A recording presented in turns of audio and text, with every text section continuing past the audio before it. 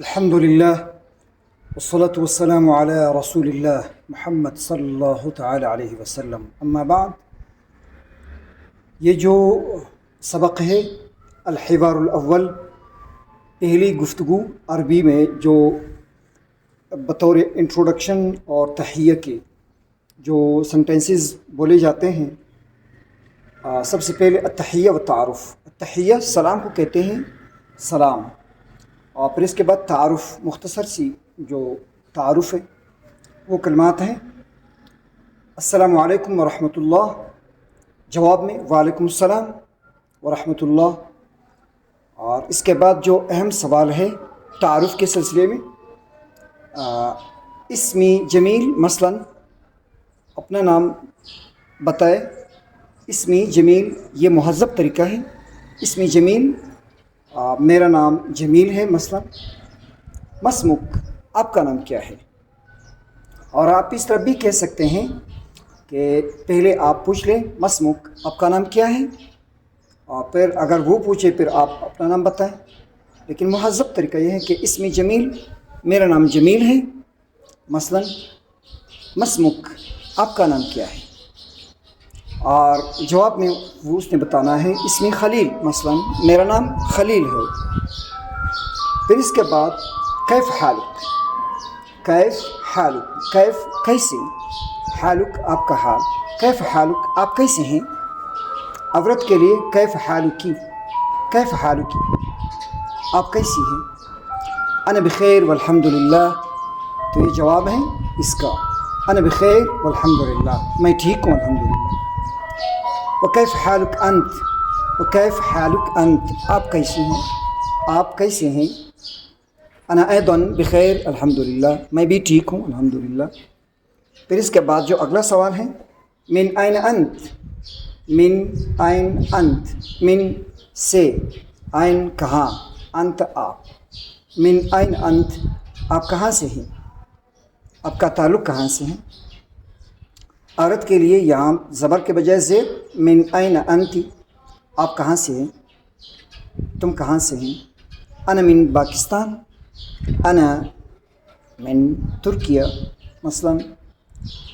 انا من سعودی. هل انت پاکستانی، اگر یہ جواب میں کہا ہے اس سوال کے من این انت آپ کہاں سے ہیں، آپ نے جواب میں کہا انا من پاکستان، انا من پاکستان میں پاکستان سے ہوں، تو اس کی طرف سے اگلا سوال پھر یہی ہوگا، هل انت پاکستانی، کیا آپ پاکستانی ہیں. نعم، جی ہاں، جی ہاں میں پاکستانی ہوں. من این انت آپ کہاں سے ہیں،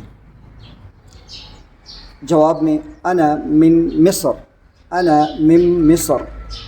مم، یہ میم کے ساتھ آپ نے جوڑنا ہے. انا میں، من مصر میں مصر سے ہوں، میرا تعلق مصر سے ہے جو ایک کنٹری ہے ایجپٹ. انت ضیفی، ماشاء اللہ، تفضل بالجلوس. انت ضیفی آپ میرے مہمان ہیں ماشاء اللہ. تفضل بالجلوس تشریف رکھیے، تفضل بالجلوس تشریف رکھیے. یہ حوار اول جو ہے اس میں یہ مختصر سی جملے ہیں. اب اس کے بعد جو فریزز ہیں سم، ان میں سے پہلا ھذا اخی، آپ اپنے دوست کو، مہمان کو بٹھایا. پھر اس کے بعد آپ جو اپنا فیملی ہے اس کے بارے میں آپ بتاتے ہیں. ھذا اخی یہ میرا بھائی ہے، ھذا یہ، اخی میرا بھائی. ھذا اخی یہ میرا بھائی ہے. ہوا مدرس وہ استاد ہیں. ھذا صدیقی یہ میرا دوست ہے.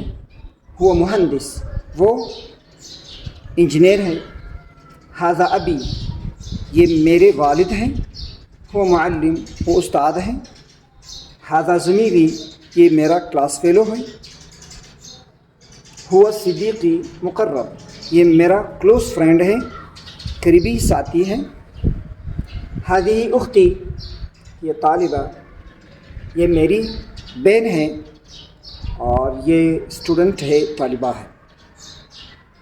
اس کے بعد اس حوار میں، اس گفتگو میں جو مشکل ورڈز ہیں، الفاظ ہیں، انا میں، انا میں، اور اسی طرح جیسے ہم نے کہا تھا انا بخیر والحمدللہ، میں ٹھیک ہوں، انا ایضا بخیر، میں بھی ٹھیک ہوں، انا من پاکستان، میں پاکستان سے ہوں، انا من مصر، میں مصر سے ہوں۔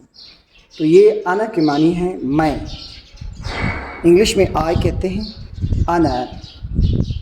پھر اس کے بعد انت، انتی، دونوں کے معنی ہے آپ۔ انت مذکر کے لیے میل، اور انتی فیمیل کے لیے، فیمیل عورت، مؤنث۔ انت، جیسا کہ ہم نے کہا تھا وکیف حالک انت، آپ کیسے ہیں، آپ کی حالت کیسی ہے، انت، ٹھیک ہے۔ اور اسی طرح انت ضیفی، آپ میرے مہمان ہیں، انت، انت۔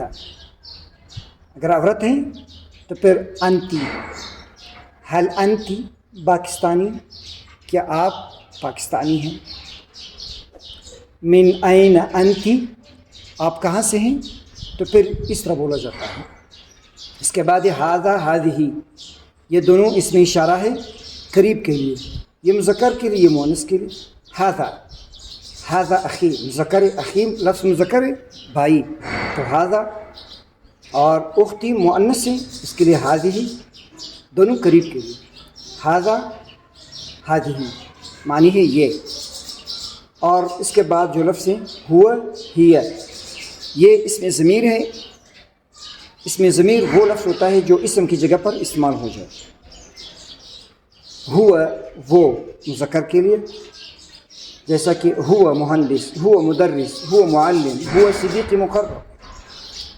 ہوا وہ استاد ہے، وہ انجینئر ہے، وہ معلم ہے، وہ میرا کلوز فرینڈ ہے۔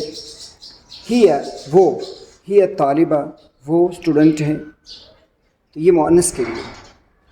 اور اسی طرح ایک لفظ مہندس انجینئر کو کہتے ہیں، مدرس استاد کو کہتے ہیں۔